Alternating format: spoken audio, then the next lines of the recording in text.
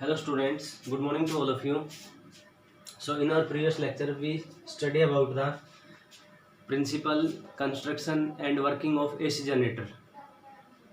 ठीक है, AC generator में एक कोयल है वो मूव करती थी, जिसमें फ्लक्स चेंज होता था और फ्लक्स चेंज होता है उसके फ्लक्स में इसमें हम क्या चेंज करते थे, थीटा को चेंज करते थे, मीन्स ओरिएंटेशन चेंज करते थे ऐसे कोयल का। ठीक है, ये था ऐसे, ये ऐसे कोयल थी, वो ऐसे जैसे मैग्नेटिक फील्ड हो गया ऐसे, ये नॉर्थ पोल है साउथ पोल, तो ये अब एंगल इसका 0 है, फिर 90 हो गया, फिर 180 हो गया, तो उसमें ओरिएंटेशन चेंज करते थे। तो हमने देखा था उसमें करंट होता था इंड्यूस्ड। अब वो जो करंट है उसकी इक्वेशन, जो ईएमएफ की इक्वेशन आई, तो वो आई थी E equal to E naught sine omega T. और अगर हमें करंट की चाहिए इक्वेशन तो क्या आ जाएगी, करंट क्या आ जाएगी, I is equal to I naught omega, जैसे I naught sine omega T. देखो ये कैसे आएगी, ये इसको हम क्या कर देंगे, divide both sides by R, R से कर देंगे naught, E naught upon R sine omega T. R यहाँ पे क्या है, देखो आर है यहाँ resistance of the coil, R है, R is the resistance of the coil, जो कोयल उसका रेजिस्टेंस, जो उसके ऊपर फ्रेम के ऊपर लपेटा की जो कोयल, जैसे एन टर्न थी इसकी 1 2 3 ऐसे, तो इसका है ये रेजिस्टेंस, तो आर हो गया इसका रेजिस्टेंस। अब ई क्या था, ई तो था EMF eight any time T, क्योंकि जैसे वो ओमेगा टी घूम गई थी टी टाइम बाद, तो उस टाइम ईएमएफ ई थी वो, तो ई अपॉन आर कर दिया। तो यहाँ पे अब voltage upon current, voltage upon resistance क्या होता है, करंट, तो यहाँ पे जो करंट आएगा वो भी कौन सा आएगा, current at any time T is equal to E naught upon R. तो यहाँ ई नोट क्या था, मैक्सिमम वैल्यू ऑफ ईएमएफ, तो ये उसको आर से कर दिया डिवाइड, तो यहाँ पे भी क्या आएगी, करंट की मैक्सिमम वैल्यू आएगी आई नोट, जिसको बोलेंगे साइन ओमेगा टी। तो यहाँ पे आई भी ऐसे ही होगा, आई भी ऐसे चेंज होगा, क्योंकि यहाँ पे चेंज क्या हुआ, यहाँ ई था, यहाँ आ गया, यहाँ ई नोट था, यहाँ आई नोट आ गया, तो ये करंट की इक्वेशन है। तो ये है एसी करंट और ये है ईएमएफ। ठीक है, तो ये हम पढ़ चुके थे। अब हम पढ़ेंगे नेचर ऑफ एसी की, एसी का नेचर कैसा होता है।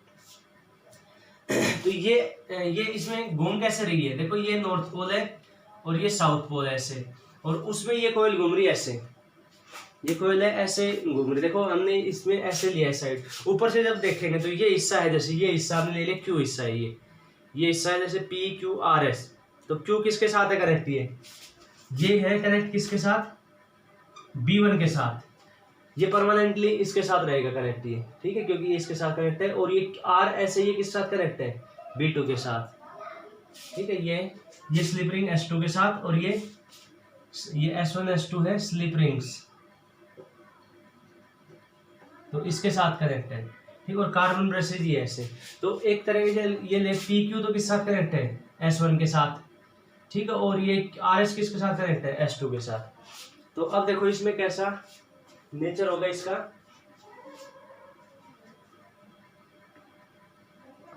ये जैसे है, हम इसका टॉप व्यू देख रहे हैं, तो टॉप व्यू देखेंगे तो ये नॉर्थ पोल होगा, साउथ पोल होगा, ऊपर से जब देख रहे हैं तो उसके बीच में ऐसे घूम रही, तो इसका जो मोशन है ऊपर का हिस्सा है, ये तो है Q और ये R है, तो हम इसको देखेंगे तो इसका जो मोशन है वो कैसे हो रहा है, सर्कल, तो इसका टॉप व्यू हम इसमें बना रहे हैं, ये टॉप व्यू,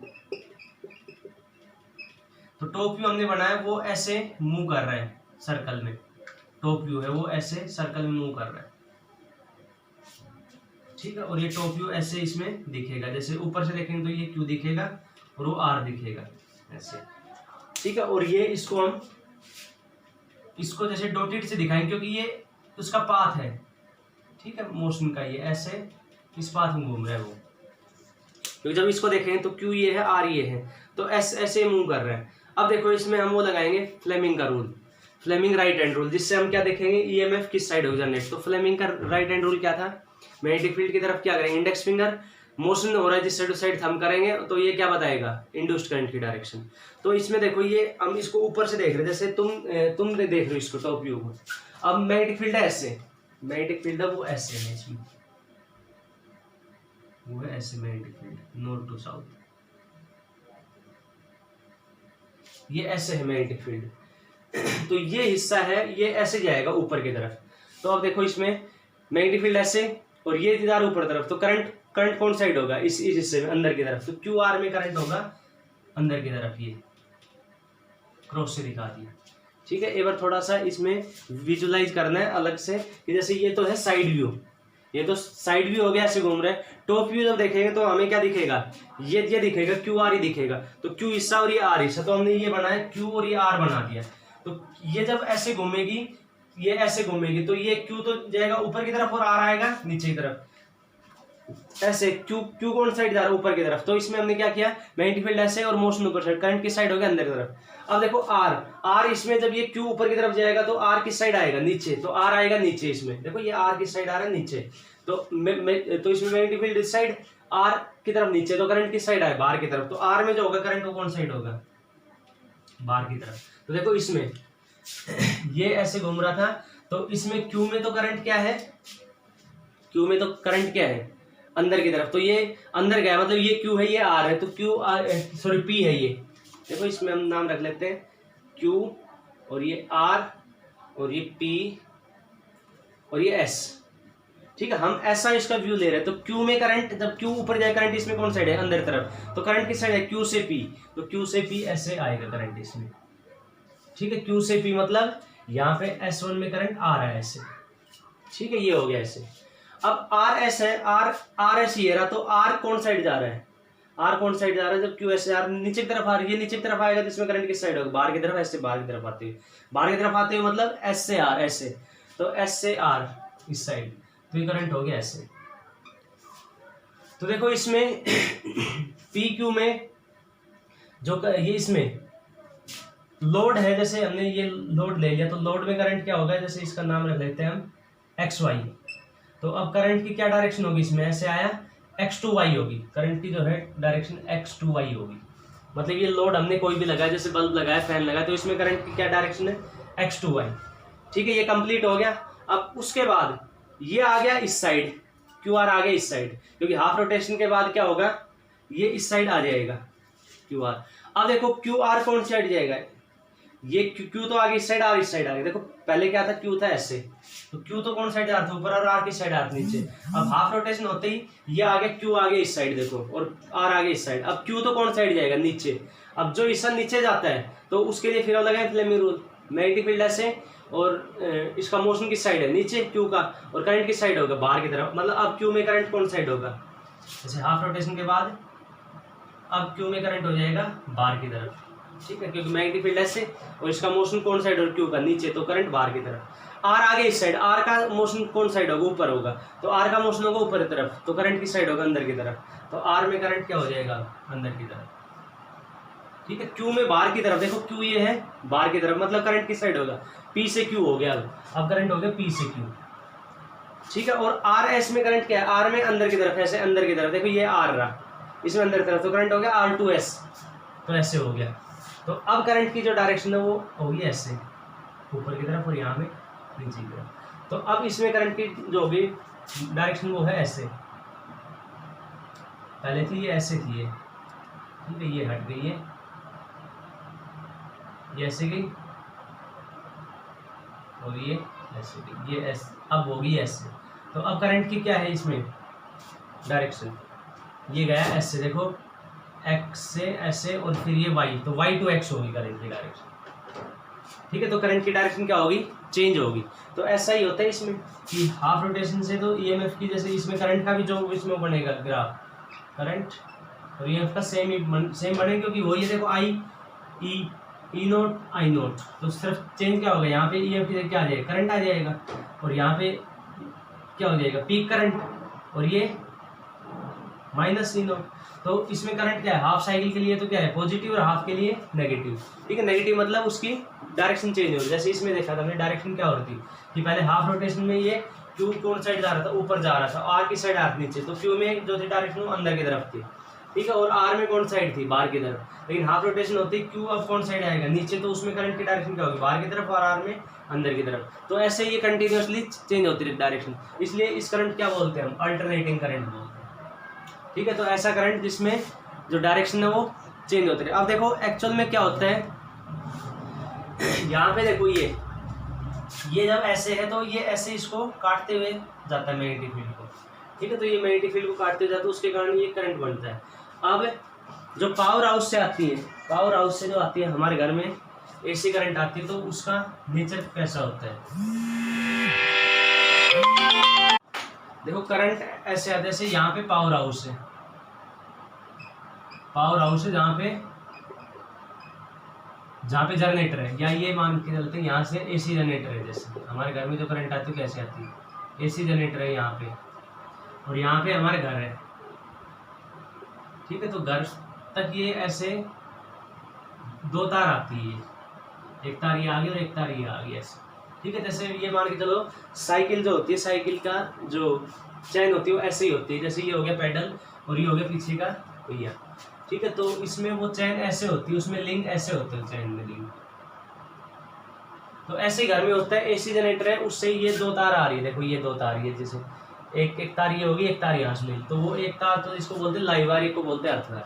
तो इस तार के अंदर ये है चार्जेस यानी इलेक्ट्रॉन्स ऐसे, ठीक है। तो अब जैसे हाफ साइकिल के लिए करंट की डायरेक्शन क्या होगी, ऐसे होगी, इसमें ऐसे, और हाफ के लिए हो जाएगी फिर ये ऐसे, ठीक है। ये क्या होती रहती है, चेंज होती है। जैसे इंडिया के अंदर जो होती है जनरेटर, उसकी फ्रीक्वेंसी होती है 50 हर्ट्ज, मतलब 50 बार चेंज करते हूँ ऐसी। तो एक सेकंड में 50 बार, तो बहुत फास्ट होगी वो फ्रीक्वेंसी। तो इसमें इलेक्ट्रॉन एक बार तो ऐसे जाएंगे, जैसे हम ये यहाँ खड़े हो गए तो ये इलेक्ट्रॉन है वो ऐसे आया, जैसे ये है वायर, तो इसमें ये इलेक्ट्रॉन तो एक बार तो ऐसे आया, तो ऐसे आई है, ठीक है। उसके बाद फिर डायरेक्शन होगी चेंज, फिर डायरेक्शन चेंज होगी, फिर वो ऐसे गए, फिर होगी डायरेक्शन चेंज, यहाँ पहुँचते ही फिर वो ऐसे गए, ठीक। क्योंकि डायरेक्शन चेंज हम देखा था कैसे होती है, अभी पढ़ा था इसमें। क्योंकि ये हिस्सा ऊपर जाएगा तो हाफ रोटेशन तक तो एक ही इसकी रहेगी डायरेक्शन, क्यू में अंदर की तरफ और आर में बाहर की तरफ, लेकिन हाफ पूरे होते फिर क्या होगा, क्यू में बाहर की तरफ और आर में अंदर की तरफ, फिर हाफ होते फिर चेंज हो जाएगी। तो ये इलेक्ट्रॉन ऐसे था, यहाँ पे एक बार ऐसे गया ये डायरेक्शन में, फिर यहाँ पे यहाँ रुक गया वो, क्यों, क्योंकि डायरेक्शन चेंज हो गया ऐसे, फिर ये ऐसे गया। तो ऐसा ही ऑसिलेशन हमने पढ़ा था सिंपल हार्मोनिक मोशन, जैसे उसका होता है पेंडुलम का या झूले का, तो ऐसे जाता है फिर ये यहाँ पे रुक जाता है, फिर ये ऐसे, तो उसमें भी डायरेक्शन क्या होती है, कंटिन्यूसली चेंजिंग। तो ऐसे मोशन क्या बोलते हैं हम, ऑसिलेटरी मोशन। तो यहाँ पे अल्टरनेटिंग करंट के अंदर इलेक्ट्रॉन है वो भी क्या करते हैं, ऑसिलेशन करते हैं, ठीक है। क्योंकि अगर बैटरी लगा देते हैं, अगर हम डायरेक्ट करंट देते हैं तो उसमें क्या होगा, इलेक्ट्रॉन उसमें लगातार ऐसे चलते रहेंगे, वो ये नहीं पीछे की तरफ आएंगे आगे तरफ जाएंगे, तो उसमें तो वो मोशन ऑसिलेटर नहीं होता। लेकिन इसमें ये यहाँ पे इलेक्ट्रॉन ऐसे जाएगा, तो ये ऑसिलेट किया। अब देखो ये सारे इलेक्ट्रॉन क्या है, कनेक्ट, तो ये थोड़ा सा हिला तो इसका मतलब ये भी हिलेगा। जैसे ट्रेन है, ट्रेन सारी के उसके जो बोगी जो सब लिंक होते हैं, तो ट्रेन का इंजन अगर 1 मीटर भी चलता है तो पीछे का जो हिस्सा है वो भी एक मीटर चलता है। तो ऐसे ये सब लिंक है, तो ये 1 मीटर भी ऐसे हिला या 1 सेंटीमीटर या 1 मिलीमीटर भी हिला तो क्या होगा, ये इस पर फोर्स लगेगा, फिर ये ऐसे ऑसिलेट करेंगे तो ये भी ऐसे ऑसिलेट। तो तार के अंदर ऐसे इलेक्ट्रॉन क्या करते हैं, ऑसिलेट करते हैं, और ऑसिलेट करते हैं तो यहाँ पे है जैसे हम वही खड़े। अब इसका करंट का फॉर्मूला क्या है, चार्ज अपॉन टाइम, तो चार्ज पर मिनट टाइम, तो यहाँ से चार्ज तो पास हो रहे हैं, ठीक है। जैसे एग्जाम्पल हमारा वर्क तो हो रहा है, देखो एक तो ये है कि यहाँ से इलेक्ट्रॉन गए 10 इलेक्ट्रॉन गए, फिर इस साइड आ गए 10, तो इसका मतलब करंट क्या हो गया, 0, नेट करंट कितना हो गया 0। लेकिन यहाँ 0 करंट नहीं, क्योंकि हमारा काम तो यहाँ पे हो रहा है। कैसे हो रहा है काम इसलिए क्योंकि जैसे हम जैसे दीवार के अंदर कील हमने एक नेल लगाई और हमने हथौड़े से ऐसे मारा, तो हथौड़े से ऐसे मारा फिर वो पीछे आता है हथौड़ा, ठीक है। तो नेट डिस्प्लेसमेंट कितना हो गया 0, तो वर्क डन कितना होना चाहिए 0 हो गया। लेकिन वहाँ पे हम देख रहे हैं कि हम धीरे धीरे उसको मार रहे हैं, तो कील तो अंदर की तरफ जा ही रही है, ठीक है। तो इसमें यही होता है कि इलेक्ट्रॉन ऐसे ऐसे कर रहे हैं ऑसिलेट, फिर ऐसे ऑसिलेट, ये ऐसे ऑसिलेट, सारे ऑसिलेट कर रहे हैं। तो हमारा काम तो इसके अंदर हो ही रहा है, क्योंकि इलेक्ट्रॉन यहाँ पे जैसे हमने ये हमारा घर है तो यहाँ पे बल्ब लगा दिया, ठीक है, यहाँ बल्ब लगा दिया, तो बल्ब के इलेक्ट्रॉन भी ऐसे ऐसे होंगे, तो वो हिल रहे हैं, तो इसका मतलब काम तो होगा ही, तो हमें इससे हमें काम तो मिलता है, मतलब वर्क डन करके देता है एसी। तो ये नेचर हो गया एसी का कि ऐसा होता है नेचर इसका एसी का, ठीक है। तो ये एसी का नेचर। अब एसी की मेजरमेंट कैसे करेंगे, तो मेजरमेंट के लिए देखो यहाँ पे इसकी वैल्यू, करंट की वैल्यू क्या होती है, पहले 0 है, फिर मैक्सिमम हो गया I0, फिर 0, फिर माइनस I0, फिर 0, तो करंट एक जैसा था ही नहीं, ठीक है। और बीच में और कुछ भी वैल्यू है, जैसे यहाँ इतनी है, यहाँ इतनी है, यहाँ इतनी है, तो करंट की और कोई वैल्यू, तो इसका मतलब यहाँ पे इसकी मेजरमेंट करेंगे। जैसे डीसी करंट के लिए मेजरमेंट हम करते हैं तो I = Q/T या I = NAE × VD, ठीक है। तो ये इससे हम कर सकते हैं। अब जैसे चार्जेस को I = Q/T, तो टाइम तो मेजर हम कर सकते हैं, चार्ज को मेजर करना प्रैक्टिकली पॉसिबल नहीं है कि चार्ज यहाँ से कितने पास हुए, क्योंकि चार्ज कौन है यहाँ पे, इलेक्ट्रॉन, ठीक। और इलेक्ट्रॉन हमें जब दिखते ही नहीं तो हम उसको काउंट कैसे करेंगे, तो ये मेथड इसमें हम नहीं करते। ऐसे यहाँ पे एन क्या है, नंबर डेंसिटी, वही चार्ज की बात आ जाएगी, ठीक है। तो वहाँ पे भी चार्ज को थोड़ा सा काउंट करना मुश्किल होता है, इसलिए हम करंट को ऐसे मेजर नहीं करते। तो करंट को हम कैसे करते हैं मेजर, अब जैसे पीछे हमने पढ़ा था डीसी करंट को मेजर करने, जैसे हमने 1 एम्पियर डेफिनेशन उसके ऊपर पढ़ी थी डेफिनेशन, तो उसके लिए क्या दिया था, 2 पैरेलल कंडक्टर और उनके बीच में हमने दी थी डिस्टेंस 1 मीटर। तो उनके बीच में जब फोर्स 2 × 10⁻⁷ न्यूटन हो जाएगा, तो उस टाइम हम कहेंगे इसमें जो करंट जा रहा है, इसमें जो करंट जा रहा है वो करंट कितना है, 1 एम्पियर, ठीक है। पढ़ा था हमने मैग्नेटिक इफेक्ट में। तो यहाँ पे हमने करंट की जो डेफिनेशन निकालती 1 एम्पियर, वो किससे निकालती, ये इससे कम उसके इफेक्ट से, ठीक है। तो अब हम पढ़ते हैं इसका मेजरमेंट ऑफ एसी करंट, क्योंकि अब तक हमने ये नेचर देख लिया कैसा इसका होता है नेचर एसी का। अब हम पढ़ेंगे कि ये एसी करंट इसकी मेजरमेंट क्या होगी। तो नेक्स्ट है मेजरमेंट ऑफ अल्टरनेटिंग करंट। देखो मेजरमेंट ऑफ अल्टरनेटिंग करंट, तो करंट के लिए मैंने बताया था कि एक तो मेथड क्या होता है, I = Q/T, ये है करंट का फॉर्मूला, ठीक है। और ये इसमें हमने कहा था current = NAE × VD drift velocity. तो ये तो हो गया करंट के फॉर्मूले के अंदर जो जो चीजें आती है, जो कंपोनेंट आ रहे हैं, तो उसके कंपोनेंट की वैल्यू हमें पता हो, जैसे एन की वैल्यू पता हो, एरिया पता हो। तो एरिया तो हमें पता होगा क्योंकि जो कंडक्टर हम यूज करें उसका एरिया पता है। ई की वैल्यू हमें पता है 1.6 × 10⁻⁹। ड्रिफ्ट वेलोसिटी हमें नहीं पता कि कितनी स्पीड से मूव कर रहे हैं उसमें, क्योंकि होते ही वो हमें दिखते ही नहीं। दूसरा ये एन भी हम इसमें नहीं कर सकते मेजर कितने हैं। तो ये तो कंपोनेंट मेथड हो, ये तो फॉर्मूला है। तो फॉर्मूले के अंदर जितने भी इसके आ रहे Q, T, N, E, इन सब की वैल्यू हम कुछ की जानते, कुछ की नहीं जानते।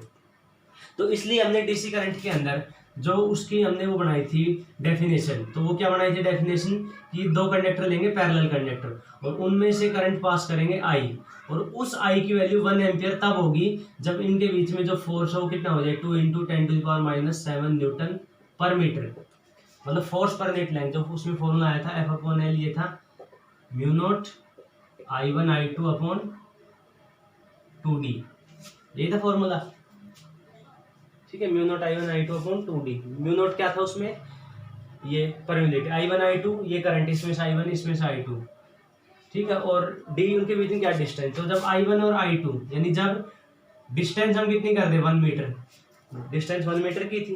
अब करंट के जो इफेक्ट होते हैं, देखो करंट के जो इफेक्ट होते हैं तो मैग्नेटिक इफेक्ट होता है, मतलब करंट मैग्नेटिक इफेक्ट शो करता है। दूसरा करंट हीटिंग इफेक्ट भी शो करता है, और तीसरा करंट केमिकल इफेक्ट भी शो करता है। मैग्नेटिक इफेक्ट मतलब जैसे करंट पास तो उसके चारों तरफ क्या मैग्नेटिक फील्ड बनता है। दूसरा करंट जब पास होता है वायर में से, तो वो वायर है वो हीट भी हो जाती है। केमिकल इफेक्ट की जैसे करंट को जब पास करते किसी भी केमिकल में से, तो उसके आयंस बना देते, जैसे NaCl में से पास किया तो Na positive Cl negative, H2SO4 में से किया तो 2H पॉजिटिव SO4 2 नेगेटिव। तो यहाँ पे इफेक्ट यूज कर रहे हैं। इफेक्ट हम अब हमने करंट की जो बनाई 1 एम्पियर डेफिनेशन, वो कैसे बनाई कि डिस्टेंस रखो इनके बीच में 1 मीटर, और जब फोर्स अपॉन लेंथ यानी force per unit length 2 × 10⁻⁷ Newton पर मीटर हो जाए, तो उस टाइम हम ये कह देंगे कि इनमें से जो करंट जा रहा है वो कितना है, 1 एम्पियर। तो ये डेफिनेशन हमने बनाई। तो 1 एम्पियर की डेफिनेशन हमने बनाई। वैसे यहाँ से बनाई क्या होगा, 1 कूलम पर सेकंड। अब 1 कूलम चार्ज को काउंट कौन करे, क्योंकि वो हमें दिखते ही नहीं है। तो यहाँ पे हमने 1 एम्पियर की जो बनाई डेफिनेशन, वो इसके इफेक्ट को यूज करके बनाई। और कौन सा इफेक्ट यूज किया, मैग्नेटिक इफेक्ट। तो मैग्नेटिक इफेक्ट को यूज करके हमने बनाई डेफिनेशन। तो ऐसे ही अल्टरनेटिंग करंट की जो हम इसमें वो बनाएंगे डेफिनेशन, वो भी इसका कोई ना कोई इफेक्ट इसमें यूज करेंगे।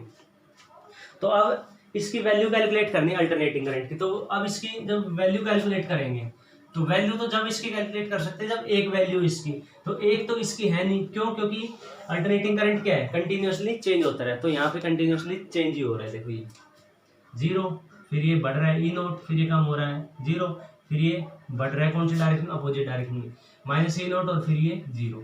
तो इसलिए इसकी वैल्यू क्या हो रही है, कंटिन्यूअसली चेंज हो रही है। तो यहाँ पे हम इसकी वैल्यू कैसे कैलकुलेट करें, तो इसकी वैल्यू कैलकुलेट करने का मेथड क्या है, हम अब भी इफेक्ट को यूज करेंगे। तो देखो क्या इसमें यूज करेंगे मेथड। तो मेथड क्या रहेगा, मेथड इसमें ये रहेगा कि जैसे एग्जांपल कि जैसे हमने वाटर लिया, ठीक है, एक कंटेनर के अंदर वाटर लिया, और उसमें हमने जैसे डीसी करंट पास किया, उसमें हमने पहले कौन सा करंट पास किया, डीसी करंट पास किया, ठीक है। और डीसी करंट को तो हम मेजर कर सकते हैं, जैसे डीसी करंट है उसको तो हम मेजर कर सकते हैं। उसके लिए डिवाइस है हमारे पास एमीटर, ठीक है, क्योंकि जैसे हमने ये एक रेजिस्टेंस लिया और इसमें ये लगा रखा है डीसी करंट, और ये की लगा दी, यहाँ पे हमने लगा दिया एमीटर। तो एमीटर में जितना करंट पास होगा वो किसको मेजर करें, डीसी को, तो वो एक उसकी वो आएगी। लेकिन एसी तो क्या होता है, चेंज होता रहता है, तो इसकी वैल्यू हमें नहीं पता वैसे। तो अब देखो हमने पानी लिया और उसमें से हमने कौन सा करंट पास किया, डायरेक्ट करंट, ठीक है। डायरेक्ट करंट की एक ही होती है वैल्यू, डायरेक्ट करंट का जो बनता है ग्राफ वो ऐसा बनता है, ऐसा बनता है टाइम, और उसकी वैल्यू फिक्स होती है। जैसे आई है तो आई ही रहेगी उसकी वैल्यू, जब टाइम जीरो तब भी इतनी, वन था तब भी इतनी, वो फिक्स रहती है वैल्यू डीसी की। तो अब उसमें क्या होगा, जैसे हमने पास किया करंट, तो करंट पास किया और पानी को किया गर्म, पानी का टेम्परेचर 10 डिग्री बढ़ा दिया उसने, ठीक है, क्योंकि हीटिंग इफेक्ट तो होगा ही। अब हमने क्या, हमने उसमें जैसे आई की वैल्यू पुट कर दी, उस फॉर्मूले में कितनी हीट प्रोड्यूस की, तो H is equal to I square R T. I क्या है वो हमने एमीटर में देख लिया, आर क्या है, ठीक है, वो रेजिस्टेंस जो हम यूज कर रहे हैं उसमें, जैसे रोड या हीटर जो भी यूज कर रहे हैं तो उसका आर हमें पता है, और कितने टाइम तक फ्लो किया तो उसको पुट कर दिया, तो हमें पता चल गया ये इसका, इसकी आई की वैल्यू, ठीक है। एक बार फिर से देखो कि जैसे हम यहाँ पे कर क्या रहे हैं, हम सेम वर्क करवा रहे हैं, हम सेम वर्क करवा रहे हैं, एक बार एसी से एक बार डीसी से, कि जैसे डीसी करंट पास किया और उससे सेम वर्क डन हुआ, उसने मतलब पानी को किया गर्म, ठीक है। अब दूसरा हमने लिया एसी करंट, और एसी करंट भी उसमें पास किया, उसने भी पानी को उतना ही किया गर्म। अब जैसे डीसी की वैल्यू हमें पता है कि उसमें से हमने कितना करंट पास किया था, यहाँ हम देख लेंगे, ठीक है। अब एसी की वैल्यू क्या होती है, चेंज होती है, तो अब हम ये कहेंगे कि जो एसी ने और डीसी ने दोनों ने सेम काम किया है, तो हम ये कहेंगे जो डीसी की वैल्यू है वही एसी की वैल्यू है, ठीक है। जैसे फिर से एक बार बता रहा हूँ मैं इसमें कि वर्क डन हम इसमें क्या करवा रहे हैं, हीट प्रोड्यूस करवा रहे हैं, तो हीट प्रोड्यूस एक बार करवा रहे हैं हम एसी से, एक बार डीसी से, तो एक बार करवाई हमने डीसी से, ठीक है, और डीसी से हमने करवाई, वो उसकी वैल्यू हमें पता है, क्योंकि डीसी वैल्यू फिक्स होती है। उतनी ही हीट हमने किससे प्रोड्यूस करी, एसी से। अब एसी की वैल्यू फिक्स नहीं होती, तो हम ये कहेंगे कि इतनी हीट इसने की है प्रोड्यूस इस करंट ने, तो ये करंट और ये करंट दोनों क्या है, सेम है। तो जैसे मान लो 10 एम्पियर करंट ने की थी, तो इसकी वैल्यू कितनी आ गई, 10 एम्पियर, तो ऐसे इसको यूज करेंगे, ठीक है। तो वर्क डन बाई कल निकालेंगे हम डीसी, वर्क डन बाई क्या निकाल लेंगे, डीसी करंट, और फिर work done by AC current, ठीक है, और दोनों क्या कर देंगे, इक्वल पुट कर देंगे। तो यह मेजरमेंट हम करते हैं, तो इसमें हमने करंट का इफेक्ट यूज किया, हीटिंग इफेक्ट, तो इसमें हम हीटिंग इफेक्ट यूज करते हैं, और उससे इसकी निकालते वैल्यू, ठीक है। तो the value of alternating current is same as the work done by steady current मतलब डीसी करंट, ठीक है। AC same as the work done by steady current, तो हम यहाँ पे ले रहे हैं। अब इसके ऊपर करते हैं कैलकुलेशन, तो कैलकुलेशन क्या करेंगे इसमें, तो पहले निकालते हैं work done by DC current या स्टेडी करंट, तो work done by steady current, तो स्टेडी करंट के लिए तो सिंपल है work done, W is equal to I square R T.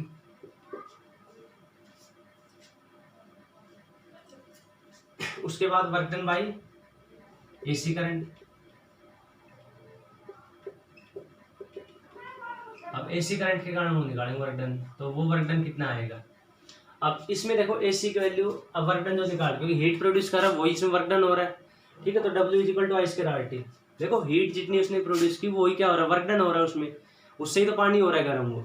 अब एसी की वैल्यू फिक्स नहीं है, इसमें करंट की वैल्यू, तो हम इसमें क्या लेंगे कि हमने ये करंट लिया छोटा सा, इसकी वैल्यू है I1, और ये छोटा सा टाइम dt, फिर यहाँ पे I2, फिर ये छोटा सा टाइम, या ये ले सकते हैं, देखो ये टोटल टाइम है, इसको हमने बांट लिया छोटे छोटे टाइम में dt ऐसे, ये है टोटल टाइम, तो ये dt छोटे छोटे टाइम बांट लिया इसको हमने, ठीक है। तो ये टोटल टाइम, अब हमने n वैल्यू उसकी ले ली करंट की, एन वैल्यू। तो work done by AC current को कितना हो जाएगा, टोटल वर्क डन निकालेंगे।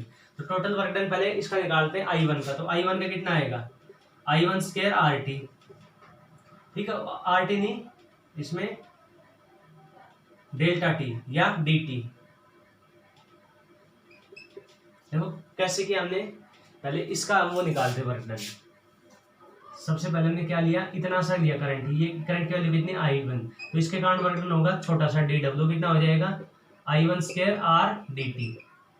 उसके बाद ये हमने I2 लिया वैल्यू, तो उसके कारण भी वर्क डन कितना हो जाएगा dw1 dw2, कितना हो जाएगा I2 स्क्वायर R dt, क्योंकि वो टाइम हमने कितना लिया, मतलब हम ये क्या ले रहे हैं, छोटा छोटा टाइम ले रहे हैं, ये छोटा टाइम है dt, तो उसमें उस dt में करंट की वैल्यू I1 थी, तो वर्क डन कितना हो गया I1 स्क्वायर R dt। फिर हमने क्या किया, अगला टाइम इंटरवल लिया dt, उसमें जो है करंट की वैल्यू कितनी I2, तो I2 स्क्वायर R dt। तो ऐसे हम जोड़ते जाएंगे, तो लास्ट वाला जो dw आएगा कितना आएगा IN square R dt। R तो वही रहेगा फिक्स, क्योंकि इसमें कोई तो हम चेंज नहीं कर रहे हैं। तो इसमें जो टोटल करंट आएगा कितना आएगा I1 स्क्वायर R dt, सबको ऐड कर देंगे, plus I2 square R dt, और ऐसे करके plus IN square R dt। ये आ गया वर्क डन। अब इसमें कॉमन ले लेते हैं R dt को, तो R dt की वैल्यू क्या है, वो आ गई बाहर, इसमें R और dt तो है ही, तो अंदर क्या बच जाएगा I1 square plus I2 square plus IN square, ये बच गया। अब देखो इसमें ये टोटल जो टाइम हमने करंट की जो ली है वैल्यू कितनी ली है, n वैल्यू ली है, ठीक है, तो n वैल्यू लिए, तो टोटल टाइम किसके लिए हो जाएगा t, n इंटू dt। देखो कैसे, यहाँ से यहाँ तक टोटल टाइम है t, ये यहाँ से यहाँ तक टोटल टाइम है t, क्योंकि एक साइकिल में जो टाइम लगता है उसको क्या बोलते हैं, टाइम पीरियड। यहाँ पे जो टाइम की वैल्यू कितनी है t है, तो ये t को हमने कितने में बांटा, dt dt dt, और इसके कितने हिस्से किए, n हिस्से किए, तो n इंटू dt कितना हो जाएगा। देखो ये है, जैसे ये है, ये पूरा t है, कैपिटल T है ये, अब ये हिस्सा dt, ये dt, ये dt, और कितने हिस्से में बांटा, n हिस्से में, तो n इंटू dt क्या हो जाएगा, कंप्लीट t। तो n इंटू dt कितना, कंप्लीट t आ गया, तो यहाँ से dt की वैल्यू कितनी आ जाएगी, t अपॉन n आ गई, ठीक है। ये इसमें कैलकुलेशन यूज करेंगे हम यहाँ पे, तो dt की जगह पुट कर देंगे t अपॉन n। तो वर्क डन कितना आ गया, ये तो है वर्क डन बाई DC, और ये है वर्क डन बाई AC। तो वर्क डन बाई AC कितना आ जाएगा, RT/N into I1 square plus I2 square plus IL square, ये आ गया, ठीक है, इतना आ गया। अब अकॉर्डिंग टू डेफिनेशन, ठीक है, अब डेफिनेशन क्या कहती है कि दोनों कारण जो वर्क डन कर रहे हैं वो सेम है, ठीक है, तो दोनों का वर्क डन सेम है, तो ये जो करंट है इसे क्या कहेंगे, इफेक्टिव करंट। इफेक्टिव क्यों, क्योंकि देखो उसका इफेक्ट और इसका इफेक्ट तो दोनों क्या है, सेम इफेक्ट है, क्योंकि उतना ही वर्क डन कर दे रहे हैं, इफेक्ट यहाँ पे क्या हीट प्रोड्यूस कर रहे हैं, तो दोनों सेम ही कर, तो इस करंट क्या कह देंगे, इफेक्टिव करंट। तो अकॉर्डिंग टू डेफिनेशन, तो डेफिनेशन क्या कहती है कि वर्क डन हमने दोनों से क्या करवाया, सेम कराया, तो work done by DC is equal to work done by AC, क्योंकि यहाँ पे कंपेयर कर रहे हैं हम, ठीक है, जैसे तराजू में करते हैं हम, वेट तोलते तो क्या करते हैं हम, एक साइड और रख देते हैं वेट और दूसरी साइड बाट रखते हैं, तो वो क्या हो जाते हैं, इक्वल हो जाता है, तो हम कहेंगे ये 1 kg की 2 kg। तो इसमें हमने क्या किया है कि एक बार DC से काम करवाया, हीट प्रोड्यूस कराया, एक बार AC से, दोनों ने सेम हीट की प्रोड्यूस, तो जो DC की वैल्यू वही AC की होगी, तो जो वर्क डन DC ने किया वही वर्क डन AC ने किया, तो वर्क डन बाई DC कितना हो गया, I square effective R into T, और ये हो जाएगा R इंटू कैपिटल T ले लेंगे, क्योंकि देखो ये है कंप्लीट साइकिल का current, work done by study current in complete cycle. Complete cycle का मतलब ये हो गया कैपिटल T टाइम तक, जैसे इसका किसको कैपिटल टाइम लगता है 1 सेकंड, तो उसमें भी 1 सेकंड तक ही प्रोड्यूस किया, ठीक है। तो यहाँ पे क्या work done by AC in 1 cycle, तो आई स्क्वायर इफेक्टिव RT, यहाँ पे क्या हो जाएगा RT/N I1 square plus I2 square plus IN square, R से R कैंसिल, T से T कैंसिल, तो ये आ गया I square effective is equal to I1 square plus I2 square plus I3 square plus IN square upon N। तो I effective value क्या आई, ये इसका रूट हो गया, I1 square plus I2 square plus IN square upon n। तो ये आएगी इफेक्टिव वैल्यू, मतलब जो इफेक्टिव करंट होगा वो किसके इक्वल होगा, इसके। तो यहाँ पे देखो क्या हो रहा है, मीन निकाला हमने, मीन किसका है, स्क्वायर का। पहले तो रूट है और फिर क्या है, मीन और फिर उसका स्क्वायर, तो इसको कहेंगे आरएमएस वैल्यू। तो I effective is equal to RMS value of all current.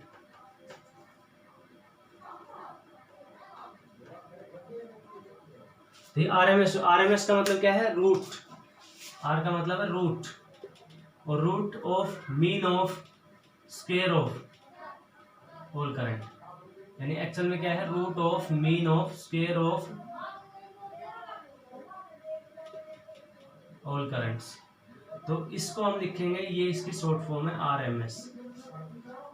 तो देखो क्या है, रूट है, पहले तो रूट किसका है, ऑफ किसका है, मीन, मीन किसका है, स्क्वायर का, स्क्वायर किसका है, ऑफ ऑल करंट। तो इसको बोलेंगे RMS value of all current. तो आई इफेक्टिव वैल्यू जो होगी उसकी वो आरएमएस वैल्यू। अब हम आरएमएस वैल्यू इसकी कैलकुलेट करेंगे, कितनी होती है आरएमएस वैल्यू। ठीक है, तो ये इसमें हमने मेजरमेंट किया अल्टरनेटिंग करंट का। अल्टरनेटिंग करंट का मेजरमेंट हमने क्या किया कि हमने एक तरफ तो डीसी करंट लिया, एक तरफ एसी करंट लिया, दोनों से सेम वर्क डन करवाया, तो हमें दोनों को इक्वल पुट कर दिया। तो जो करंट की वैल्यू आ रही है, तो एसी के कारण जो आ रही है वो तो होगी ये वर्क डन, और जो डीसी कारण हुई है तो डीसी के कारण भी वही है एसी कारण, तो इसलिए इसको क्या बोल दिया हमने, इफेक्टिव करंट, क्योंकि वो सेम इफेक्ट कर रहा है प्रोड्यूस। तो इफेक्टिव करंट हो गया आई इफेक्टिव। अब आई इफेक्टिव की वैल्यू क्या I, RMS value of all current, ये RMS value root of mean of square. तो नेक्स्ट जो हमारा लेक्चर उसमें हम निकालेंगे RMS value of all current. ठीक है, तो ये आई इफेक्टिव बोलते हैं, इसको आई आरएमएस भी बोलते हैं, इसको आई इफेक्टिव बोलते हैं और आई आरएमएस भी बोलते हैं, और आगे जैसे हम पढ़ेंगे इसको आई वर्चुअल बोलते हैं। ठीक है, तो तीन नाम हो गए, आई इफेक्टिव, आई आरएमएस, आई वर्चुअल। तो आई इफेक्टिव की वैल्यू क्या होगी, RMS value of all current. तो नेक्स्ट जो हमारा लेक्चर होगा उसमें हम पढ़ेंगे आरएमएस वैल्यू ऑफ ये सारे जो करंट है, I1, I2, I3, I4, ऐसे IN, इन सब की आरएमएस वैल्यू क्या होगी। ठीक है, तो that will be studied in next lecture. Thank you.